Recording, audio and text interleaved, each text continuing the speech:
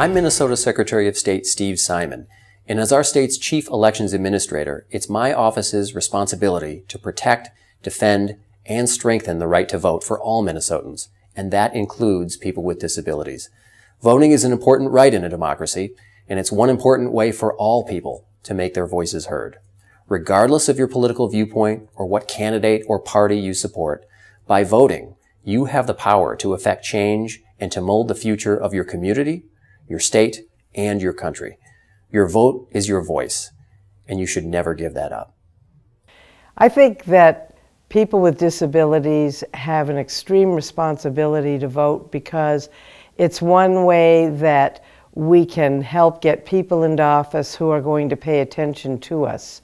Nobody else is going to do it for us unless we do it ourselves. So we have an obligation to both inform elected officials or potential elected officials and then figure out which ones are most responsive to us. I think voting is important because people with disabilities need to be able to know what they want and have the person elected that they feel will do the best to advocate for them.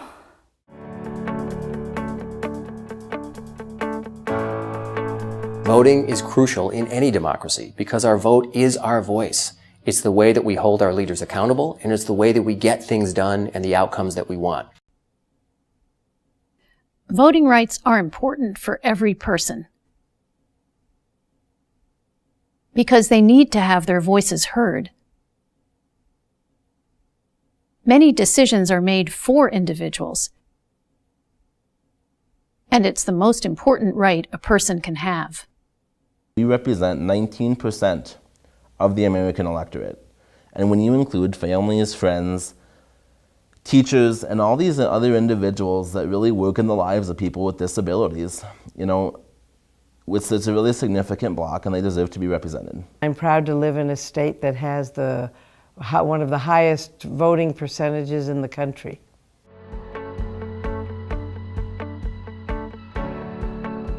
Unfortunately, there have been barriers to voting in this state and in this country. And before the enactment of a 2002 law called the Help America Vote Act, there was no requirement that polling places actually had equipment and machinery to accommodate voters with disabilities. All that changed with the passage of that law, and I'm proud and pleased to report that Minnesota has been leading the way since then in making sure that we have open, accessible polling places that provide a means for everyone who wishes to vote to vote. It's important to me to know what candidates believe regarding disability supports in voting and in day-to-day life as well.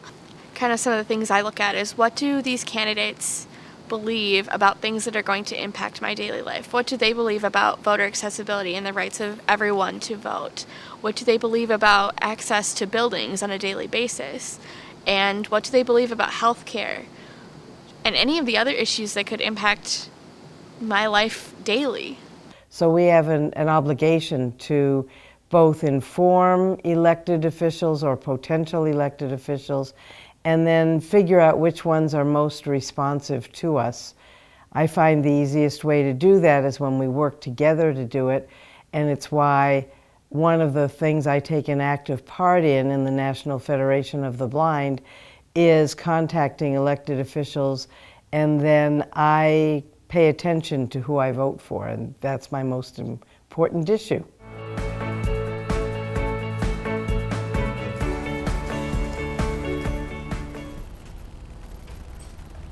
I think it's important that people realize that before you vote, you have to register to vote. Now, we're fortunate in Minnesota that we have a law called same-day or election day voter registration. So anyone in Minnesota can show up the day of the actual election and register, but you still do have to register. For those who choose to do it before Election Day, it's really never been easier to register than it is now. You don't have to put pen to paper unless you want to. You don't have to visit a government office unless you want to. You can now go to a website, mnvotes.org. That's mnvotes.org. And you can go and register online, which takes most people just a few minutes. These are just some of the ways in which Minnesota continues to open the doors wide to people not only to enter the polling place physically, but to participate in the democratic process. And it's a reason I suspect why Minnesota is either number one year in and year out in voter turnout or very close to the top of the list.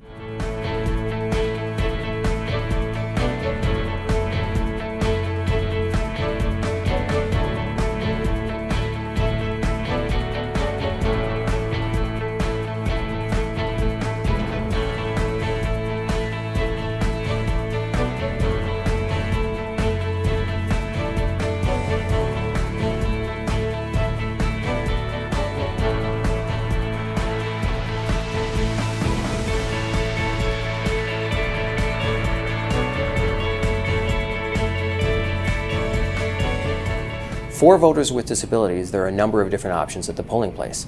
First, if there's some absence of accessibility or a problem in getting to vote, we really recommend that the person talk to an election official, an election judge in the polling place itself. A person with disabilities who's voting can bring someone with him or her into the polling place under state and federal law to assist that person in voting. And under federal law, there's a requirement that each and every polling place have assistive voting technology in place so that people with disabilities of all kinds can vote free from any interference. So here's a chair right here. Thank you. And then I'm going to get the headphones and the handheld device ready for The you. first time I voted using one of the machines that has a headset, and so I can listen to what's on the ballot, and then there are buttons that I can push to cast my ballot. I was able to do this completely independently, and it was an awesome, kind of overwhelming feeling. And I've always voted that way ever since, and am now taking an active part in trying to see what the future holds for other voting machines. In addition, Minnesota has what's commonly known as curbside voting, which means someone can show up outside the polling place, have an agent or a family member of some kind go inside and have the ballot brought out to the voters with disability in their vehicle. That's another way that state and federal law accommodate voters with disabilities.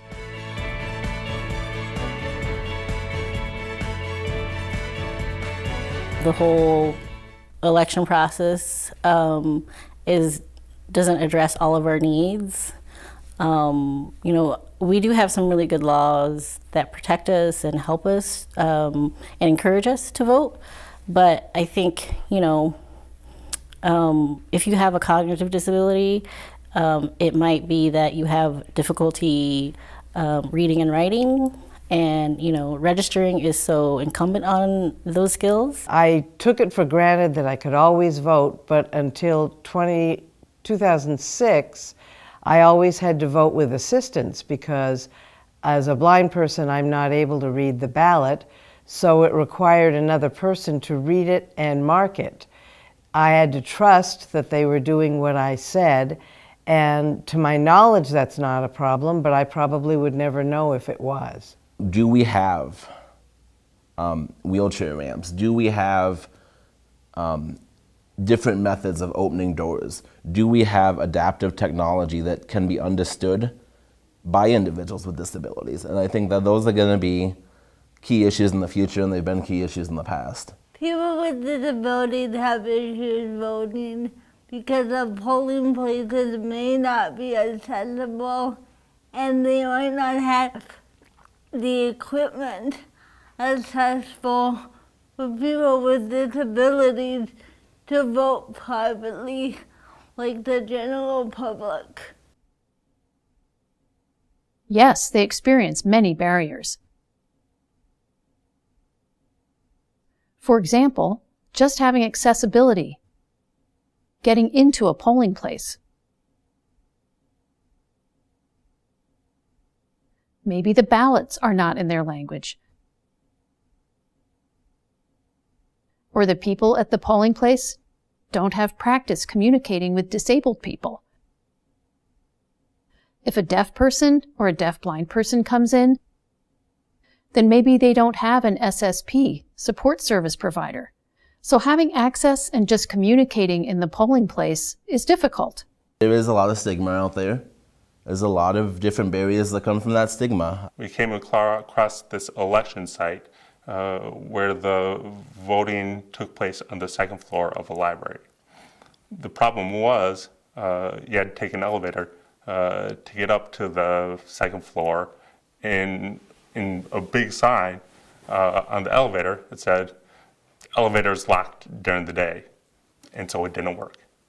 And so an individual, if he or she tried to vote on that day at that precinct, would not have been able to do so.